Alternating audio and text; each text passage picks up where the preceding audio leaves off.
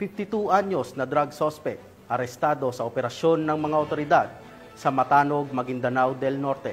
Patrol Woman Judy Ann Alibo, ibalita mo.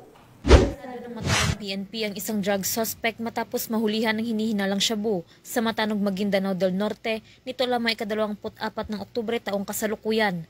Kinilala ni Police Captain Junior S. Abas, Chief of Police ng Matanog MPS ang suspect na si alias Rick, 52 anyos na residente ng naturang lugar.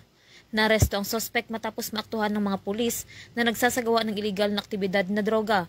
Nakuha mula rito ang 3 silyadong plastic sachet na naglalaman ng hinihinalang shabu na may tinatayang timbang 0.14 gramo at nagkakalagang 1,013 pesos at isang improvised glass tutor. Sa ngayon, ang suspect ay nasa kustudiya ng Matanog MPS at nakatakdang sampahan ng kasong paglabag sa Republic Act 9165 ang Comprehensive Dangerous Drugs Act of 2002.